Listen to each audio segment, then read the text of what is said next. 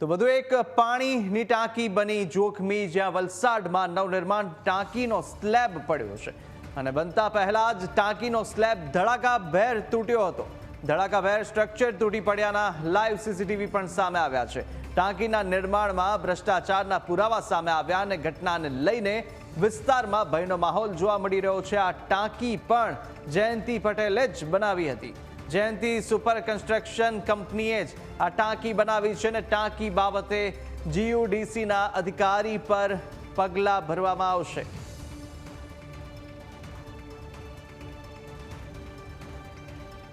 ગુજરાતમાં જે ભારતીય જનતા પાર્ટીનું કમિશન રાજ ચાલે છે કે જ્યાં સુધી કમલમમાં કમિશનની ટકાવારી ના પહોંચે ત્યાં સુધી ગુજરાતમાં રોડ બનાવવાનો હોય, બ્રિજ બનાવવાનો હોય, ટાંકી બનાવવાની હોય કે કોઈ પણ કોન્ટ્રાક્ટ આપવાનો હોય, એ કોન્ટ્રાક્ટનો વર્ક ઓર્ડર અપાતો નથી. અને કમિશન ચૂકવીને વર્ક ઓર્ડર લેનારા ભારતીય જનતા પાર્ટીના મળતિયા એવા જે કોન્ટ્રાક્ટરો છે એ આજે કોઈના પણ જીવની ચિંતા કર્યા વગર, કોઈની પણ શરમ કે ડર વગર ખુલ્લેઆમ ભ્રષ્ટાચાર કરે છે. એના કારણે આજે વલસાડમાં હજુ તો ટાંકીનું કામ પૂરું થાય એ પહેલાનું જે સ્ટ્રક્ચર હતું, સેન્ટિંગ હતું, એ તૂટી પડ્યું અને ભર બજારમાં રસ્તા વચ્ચે તૂટી પડ્યું. એ જ બતાવે છે કે ભારતીય જનતા પાર્ટીનો ભ્રષ્ટાચાર હવે દિવસે દિવસે ખુલ્લો પડી રહ્યો છે. ત્યાં બધું જ કામ જીયુડીસી કરે છે ને જીયુડીસીની અંદરમાં જ આવે છે. નગરપાલિકાનું એટલું ઇન્વોલ્વમેન્ટ નથી અંદર. એટલે જીયુડીસીને જે બી અધિકારીને જેના પર બી જે પગલાં લેવાના આવશે એ આપણે લીગલી પગલાં બનેલા જલ્દી લેશું. નગરપાલિકા જીયુડીસીના અધિકારી પર પગલાં ભરશે? હા, ભરશે નહીં. કેવી રીતે? એટલે જે બધું ચેક કરીએ ટેકનિકલી જે કરવાનું એ રીતે આપણે પછી પગલાં ભરશું. નગરપાલિકા રિપોર્ટ કરી શકે, પગલાં નહીં ભરી શકે તો રિપોર્ટ કરી દેશું ને એટલે કાગળ કામ કરીને હોય. જીયુડીસી નગરપાલિકાના અંડર આવે કે ઉપર આવે? એ નગરપાલિકાથી ઉપર આવે. તો પછી નગરપાલિકા કેવી રીતે પગલાં ભરી શકે? એટલે લીગલી જે આપણે નોટિસ નહીં આપવાનું છે આપી દેવું.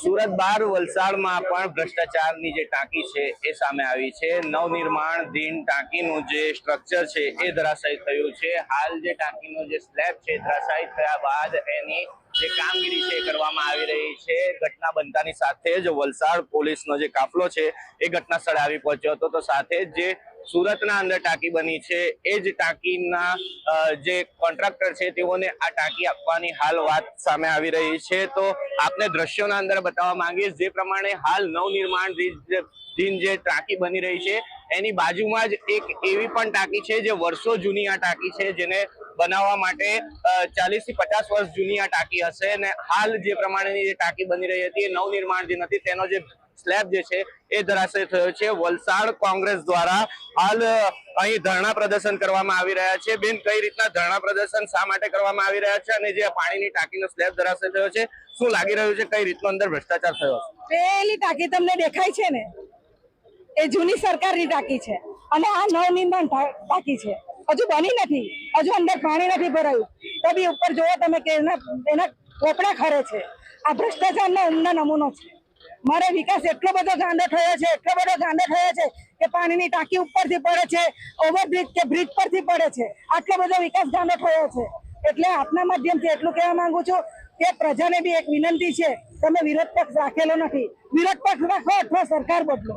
કારણ કે આ જો ભ્રષ્ટાચાર આ લોકોની હદ થઈ ગઈ છે ભ્રષ્ટાચારની. આજે અહીં આ ટાંકી જૂની કોંગ્રેસે બનાવેલી કે જે તે સરકારે બનાવેલી હશે, પણ એ ટાંકી આજે અડીખમ તમને શરત લગાવીને કહું છું કે આ ટાંકી તોડવા માટે બી 6 મહિના જશે.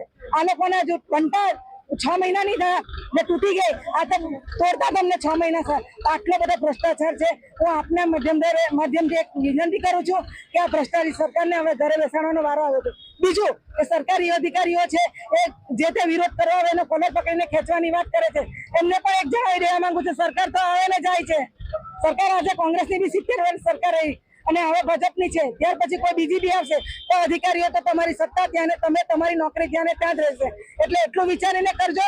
જેની સાથે વ્યવહાર અમારે કાર્યકર્તાના એક પીઆઈએ હાથ પકડીને કોલર પકડીને ખેંચી કાઢ્યો. એટલે એ લોકો જે એટલા બધા તમે સરકારના પીઠું બનીને ચાલવાના હોય તો એ ચલાવી લેવામાં આવશે નહીં. ખાસ કરીને સુરત જે છે, સુરતના અંદર પણ આજ જે એજન્સી છે એજન્સીને કામ આપવામાં આવ્યું હતું એ જ એજન્સી હાલ અહીં પણ કામ કરી રહી હોવાની વાત સામે આવી રહી છે. તો જે પ્રમાણે સુરતમાં ઘટના બની ત્યારબાદ શું કોઈ પણ જિલ્લાઓના અંદર વહીવટી તંત્ર દ્વારા આની તપાસ કરવા જોવામાં આવે કે નહીં, કે શું લાગે છે? મારે એક જ વાત કરવી છે કે આ સરકાર આ સુરતની જે ટાંકી પડી એ બી નવનિર્માણ ટાંકી હતી, બરાબર? એ ટાંકી પડી તો એટલે અહીંયા બી એ જ કોન્ટ્રાક્ટર હતો, મને ખબર છે ત્યાં સુધી એ જ કોન્ટ્રાક્ટર હતો. એ વખતે કંપનીને કઈ બ્લેક લિસ્ટ કરવામાં આવી છે એવું કહે છે, પણ બ્લેક લિસ્ટ કરવામાં આવી તો શા માટે અહીંયા તપાસ નહીં કરી એ લોકોએ? કેમ વલસાડની પ્રજાની જિંદગીની કોઈ કિંમત નથી? વલસાડની પ્રજાની જિંદગીની અહીંથી રસ્તા પર તમે ટાંકી બનાવી છે, આ ટાંકી પડે, આજે સ્લેબ પડ્યો, કાલે ટાંકી પડી તો અહીંયા કેટલી જાનહાની થાય તેનો કોણ જવાબદાર છે? અને એ વાત દુઃખ એ વસ્તુનું કે આજે જવાબદાર વ્યક્તિ એક પણ અહીંયા આવીને ઉભું નથી સીઓ આવીને ઉભી રહ્યા, નથી નગરપાલિકાના પ્રમુખ આવીને ઉભા રહ્યા, નથી કલેક્ટર આવીને કોઈ નહીં, કારણ કે અહીંયા વલસાડની પ્રજાની જિંદગી જોડે કોઈને કઈ પડેલી નથી. આપના કામ બનતા તો ભાડ में જાય જનતા, એવું આ લોકોનું છે. જે પ્રમાણે કોંગ્રેસ જે છે હાલ ધરણા ઉપર બેઠી છે અને તેઓની માંગ છે કે આ જે પણ એજન્સી છે તેને બ્લેકલિસ્ટ કરવામાં આવે, તો સાથે જ જે જિલ્લાનું વહીવટી તંત્ર છે તેના ઉપર પણ વલસાડ જિલ્લા કોંગ્રેસ દ્વારા હાલ આક્ષેપ કરવામાં આવી રહ્યા છે. Heratsinh Rathod, news capital, Valsad.